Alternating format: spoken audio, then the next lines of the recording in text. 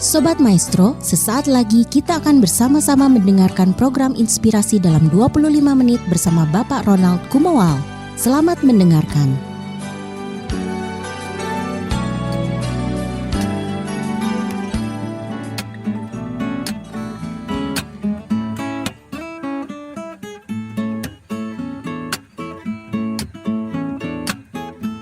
Apa kabar Sobat Maestro dimanapun berada? Inilah program Inspirasi dalam 25 menit. Saat ini sudah banyak di antara kita mulai aktif berkunjung ke restoran, baik yang fast food ataupun yang menyajikan makanan olahan. Ada yang didorong oleh alasan mencari suasana baru setelah cukup lama makan di rumah aja. Ada yang karena alasan bisnis meeting. Ada yang karena alasan pekerjaan sebagai karyawan, sebagai manajemen, atau sebagai supplier, atau bahkan sebagai pemilik.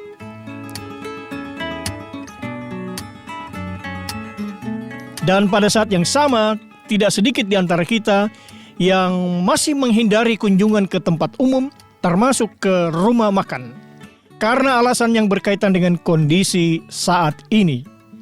Nah, bagaimana sebenarnya keadaan di bisnis kuliner? Itulah yang menjadi topik kita saat ini, kuliner at new normal. Kita patut bersyukur karena saat ini telah bersama dengan kita melalui sambungan telepon online pemilik jaringan rumah makan yang namanya sangat khas, Rumah Makan Mang Kebayan. Dengan hormat saya perkenalkan Bapak Robertus Robianto. Apa kabar Pak Robi? Pak Ronald, kabar baik, terima kasih kesempatan yang diberikan bisa berbagi. Sehat-sehat yang penting Pak ya? Puji Tuhan, semua baik. Kalau bisnis juga sehat Pak Robi? Sejauh ini, walaupun kita mengalami masa sulit, berkat Tuhan kita sudah semakin pulih. Luar biasa. Senang mendengar bahwa semuanya menjadi baik-baik, semuanya tetap semangat. Bagaimana komentar umum Pak Robi tentang keadaan PSBB yang kita mulai sejak bulan Maret ini sampai saat ini?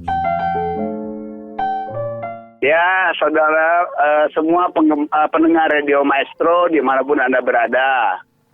Terima kasih, terutama kesempatan diberikan kepada saya oleh sahabat saya Pak Ronald untuk menyampaikan mengenai keadaan daripada restoran di suasana PSBB menuju masa normal. Sedikit saya flashback kepada saat pemberlakuan PSBB di wilayah DKI.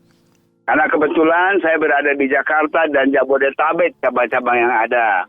Dan di Bandung juga kan Pak Robi? Bandung ada baru buka 2 tahun yang lalu betul ya. Saat itu kebijakannya yang diberlakukan adalah restoran termasuk yang diizinkan untuk buka, tidak ditutup. Pembatasannya adalah hanya boleh melayani take away dan delivery. Tidak boleh ada dine-in sama sekali. Dan dilarang keras dengan dine-in yang ada. Nah, hal ini memang menjadi hal yang sangat sulit bagi dunia usaha kuliner. Bisnis kita, saya yakin juga semua usaha yang sama yang kita alami di dunia kuliner mengalami keadaan yang sangat berat sekali. Tapi sisi positifnya Pak Ronald, wah ya. Ternyata PSBB ini telah memunculkan satu paradigma baru tentang bekerja. Ya. Yang tadinya orang bekerja santai, maunya orang banyak. Karena keadaan perusahaan harus membuat keputusan yang sangat signifikan, sehingga memaksa anak-anak kita bekerja dengan pola yang berbeda. Ya. Dan ternyata bisa. Orang kita bisa ternyata. Dengan tekanan kerja yang tinggi, SDM yang terbatas, mereka mampu bekerja dengan sangat luar biasa. Itu faktanya yang kita alami.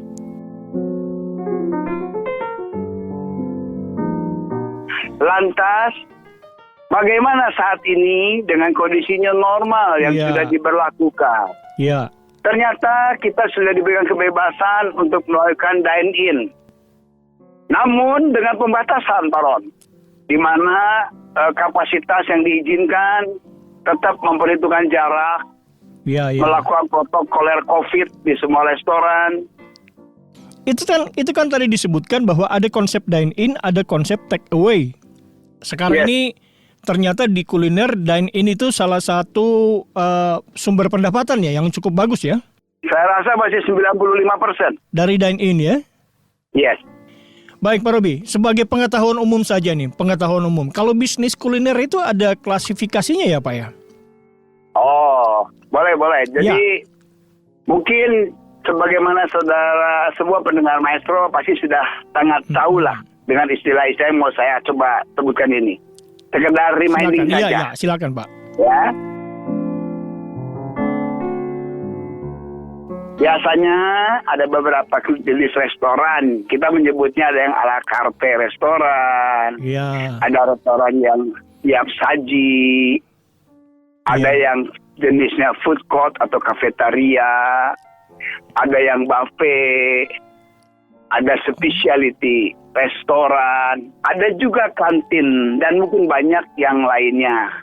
Kurang lebih sih yang umum ya Pak Ron. Iya. Klasifikasi restoran seperti itu Pak Ron. Kalau Mangkabayan itu ada di mana, Pak? Saya lebih di ala carte. Ala carte ya? Ala carte restoran, betul.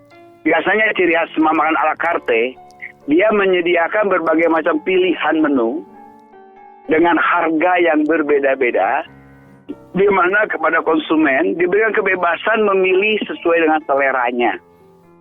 Iya. Nah, biasanya pada konsep ala carte, harga sudah tidak menjadi pertimbangan. Karena mereka biasa makan keluarga, jumlah banyak, gitu kan. Oke, Pak Robi. Ini ada pemberitaan bahwa selama masa PSBB seperti yang Pak Robi tadi ceritakan, secara umum bisnis kuliner mengalami penurunan omset yang signifikan. Harus memutar otak dan memutar strategi baru ya. Bagaimana merespon situasi yang ya sangat-sangat menantang lah. Kalau pengusaha pasti mengatakan sangat menantang, challenging. Betul. Inilah enaknya jadi pengusaha Pak Ron. Kita nggak punya pilihan. Hanya satu, bertahan tetap maju. Jadi bagaimana caranya kita bisa bertahan dan maju. Dan memang fakta Pak Ron, fakta. Akibat dari PSBB kemarin dan kemudian masuk ke new normal, terutama di PSBB, omset kita drop tinggal 30-35% dari penjualannya. Wow.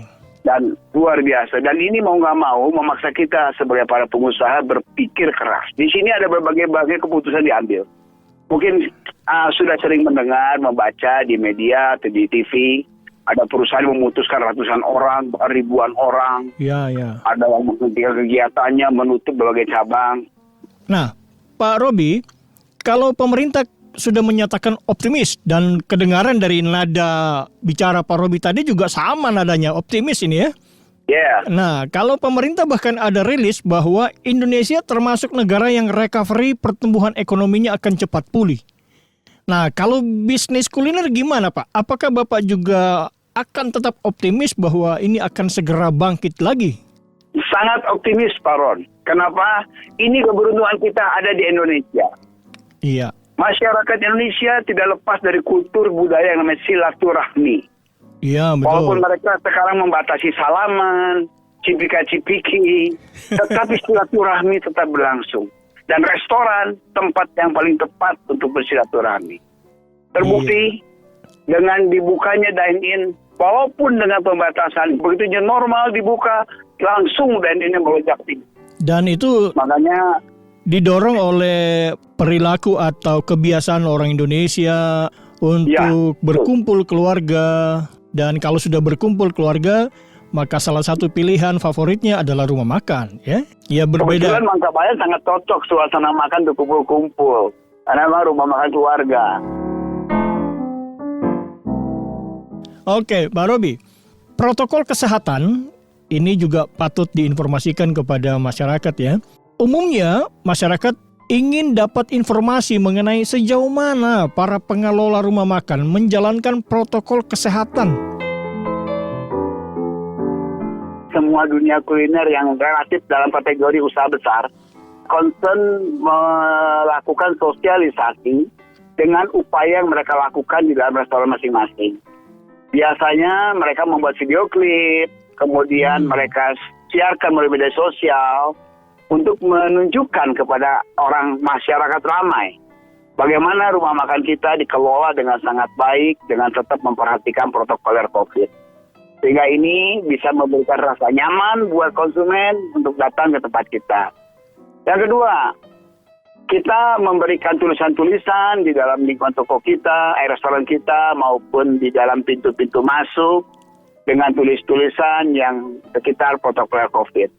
Dan konsumen wajib untuk cuci tangan, wajib untuk periksa termogan, suhu tubuh, dan mereka wajib untuk duduk sesuai aturan yang sudah kita bikin. Cukup unik juga ya, biasanya selama ini kalau konsumen atau keluarga berkunjung ke rumah makan, merasa bebas-bebas saja masuk, keluar, duduk, agak nikmat. unik juga memang awalnya kagok. Sekarang banyak aturan begitu, gimana reaksi konsumen, Mbak? Oh, malah bagus. Malah konsumen bertanya kalau tidak melakukan. Loh, kok nggak ada pengecekan tubuh? Mereka sensitif, mereka juga. Malah konsumen bertanya. Iya. Berarti mereka sekarang juga ingin nyaman. Justru kita lakukan. kesadaran ya, pakai masker kita tegur. kesadaran kesehatan konsumen sudah naik nih berarti ya? Oh, naik, bagus. Mereka malah semua tertib. Dan tentu saja memang harus diminta pengertian dari konsumen ya, Pak? Betul. Jadi kalau ada konsumen tidak bawa masker, kita kasih masker free untuk mereka pakai. Jadi kita sediakan itu. Terus bagi konsumen yang datang maskernya dipakai dengan tidak benar, ya kami anjurkan untuk dipakai dengan tertib dan benar. Dan kita ingatkan itu. Dan mereka semua sangat bersahabat lah. Sama sekali nggak ada kesulitan. Oke, Pak Robi, berkaitan dengan yang topik yang kita sedang diskusikan ini, bagaimana harapan Pak Robi, khususnya kepada sesama pemain di bisnis kuliner ini, Pak ya? Kalau boleh, sesama pebisnis kuliner yang juga mendengarkan di rangkaian Radio Maestro ini, saya mengajak kepada semuanya untuk mari kita taat dengan protokoler COVID. Kedua, untuk sama-sama menjaga daripada penyebaran virus COVID ini melalui ketertiban dan kepatuhan kita melaksanakan apa yang menjadi ketetapan dari masing-masing Pemda untuk kita. Kenapa menjadi penting? Karena begitu satu saja didapati terdampak COVID, maka restoran tersebut akan diisolasi. Jadi sebaiknya semua sama-sama menjaga dengan baik untuk kesehatan bersama, mendukung pemerintah supaya penyebaran COVID ini bisa segera dapat berakhir atau berkurang setidaknya atas kontribusi kita sebagai pengusaha kuliner.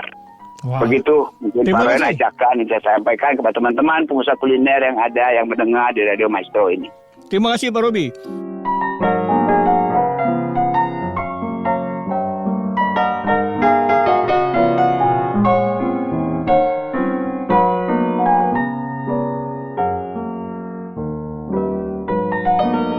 Pak Robi, ini soal yang sedikit beda nih ya. Ini soal semangat berwirausaha ini ya. Pak Robi kan pernah menjadi profesional, bahkan profesional di bidang keuangan, di bidang retail, sebelum kemudian beralih menjadi wirausahawan seperti saat ini.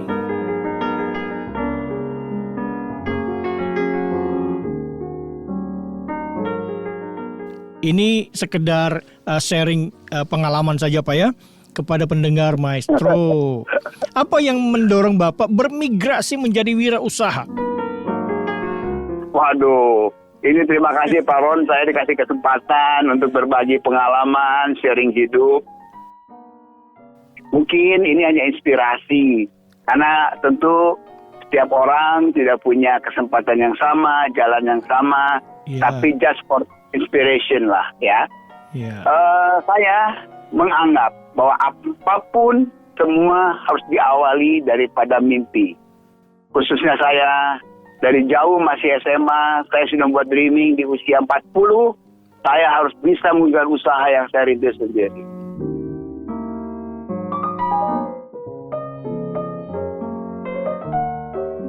Kebetulan peluangnya ada dan terbuka, sehingga di usia 40, kita harus mengambil keputusan yang sangat signifikan.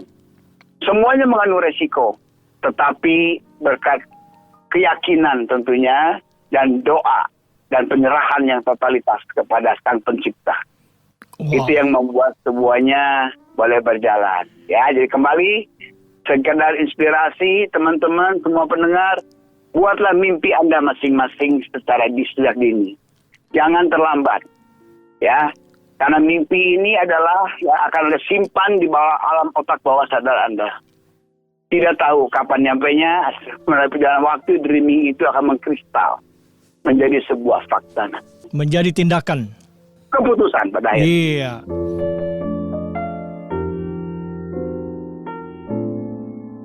Baik, Pak Robi, ini kan kita didengarkan oleh berbagai generasi ya. Ada generasi muda di pendengar saat ini.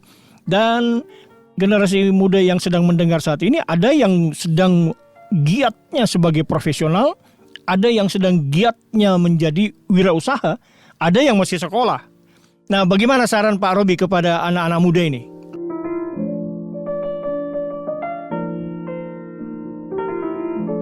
Para sahabat muda nih di Radio Maestro, ya, Anda calon-calon pengusaha ke depan. Iya, amin. Yang pertama, kalau Anda ingin menjadi usahawan, ya, Anda harus buat mimpimu, seperti saya bilang tadi. Semua jauh dari mimpimu dulu. Ya, ciptakan mimpi yang kamu inginkan. Setelah itu, Anda harus banyak belajar dari orang lain. Melihat kunci-kunci sukses keberhasilan orang. Tentunya figur orang yang Anda senangi. Pelajari cara keberhasilan mereka. Yang ketiga, Anda harus fokus kepada apa yang Anda ingin capai.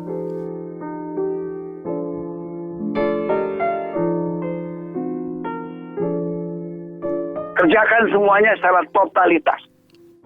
Kalau Anda jadi pengusaha, Anda nggak bisa bekerja dengan setengah-setengah. Totalitas. Waktu Anda 24 jam sehari. Tidak cukup hanya 12 jam. Kalau Anda mau sukses. Tidak ada waktu istirahat. Terus berpikir keras. Jangan pernah merasa takut gagal. Dalam bisnis, gagal itu hal biasa. Jangan baru gagal sekali, aduh bisnis itu susah. Udah kapok, ya nggak bisa. Anda menjadi pengusaha, Anda harus tahan mental, tahan banting. Jangan mudah menyerah. Terus mencoba. Terus yang penting tadi, apapun keputusan Anda, terukur jawabannya. Terukur. Jangan kebablasan. Segala resiko sudah Anda ukur.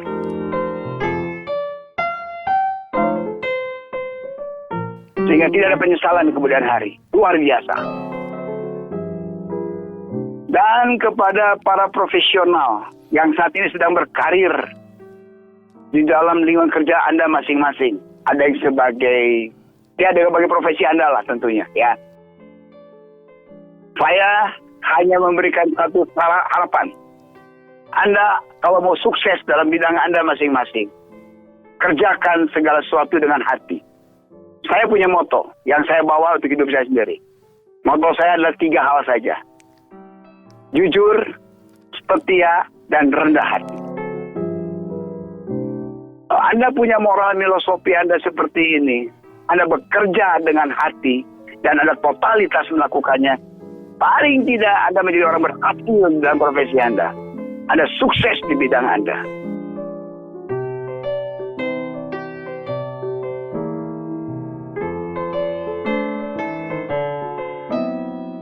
Terima kasih. Apakah kemudian Anda menjadi wirausahawan? Ya itu semua butuh keberanian dan butuh perencanaan yang matang. Ya itulah, mudah-mudahan bisa bermanfaat Pak Rod. Oke. Dari saya. Baik Pak Robi. Kemudian saran Pak Robi buat generasi muda yang saat ini mereka baru memulai karir. Ada yang memilih jalur profesional, ada yang memilih jalur sebagai wirausaha.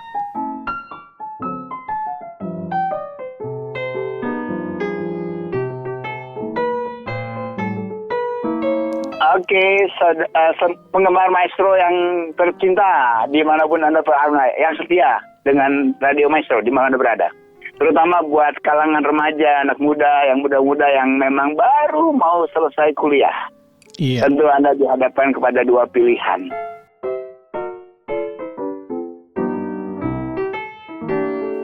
Apakah saya akan terjun bekerja Apakah saya akan berbisnis, meneruskan usaha orang tua, ataukah Anda mungkin akan ikut-ikutan orang lain, Anda berbisnis seperti Anda lihat saat ini berjamur bisnis kopi, kafe di mana-mana.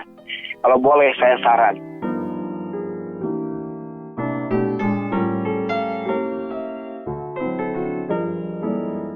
bisnis adalah hal yang tidak bisa sekedar ikut-ikutan. Bisnis adalah hal pilihan dan butuh totalitas. Jadi kalau Anda sebagai para lulusan baru yang kebetulan Anda harus meneruskan usaha orang tua Anda, pesan saya, kerjakan dengan hati dan totalitas. Maka Anda akan bisa membesarkan usaha orang tua Anda. Anda harus lebih baik daripada apa yang sudah dirintis oleh orang tua.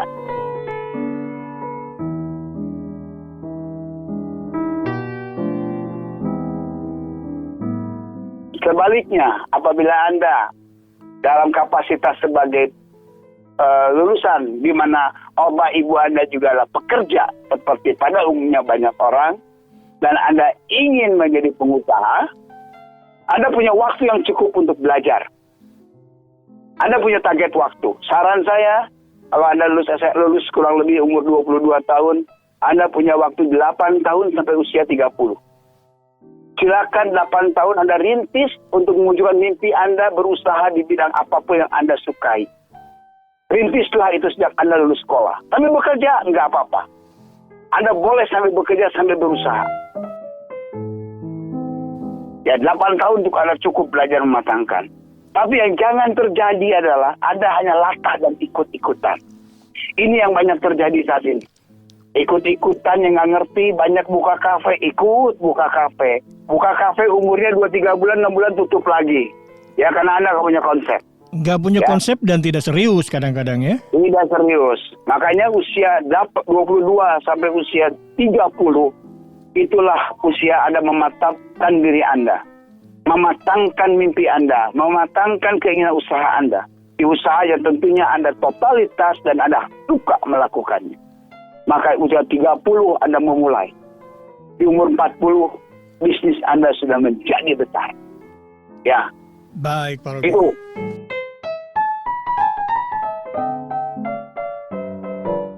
Pak Robi, kita sudah tiba di bagian akhir dan barangkali ada sebagai closing statement dari Pak Robi buat pendengar Maestro dimanapun berada. Silakan Pak Robi.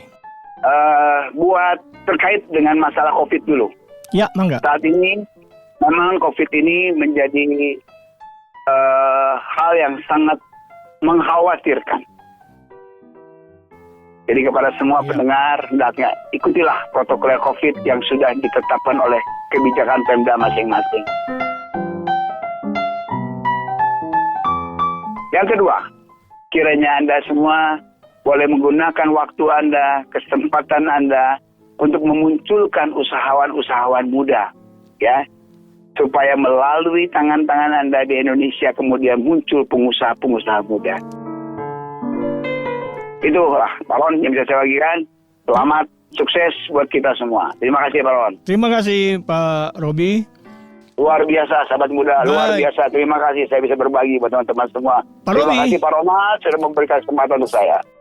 Demikian bincang-bincang inspiratif dengan Bapak Robertus Robianto, pemilik jaringan rumah makan Mangkabayan. Semoga 25 menit yang baru kita lalui ini membawa manfaat, berguna dan bermakna bagi kehidupan kita dimanapun kita berada. Keep healthy, strong and creative. Saya Ronald Kumawal di Bandung. Sobat Maestro, Anda baru saja mendengarkan program inspirasi dalam 25 menit bersama Bapak Ronald Kumawal. Terima kasih atas kebersamaan Anda. Tuhan Yesus memberkati.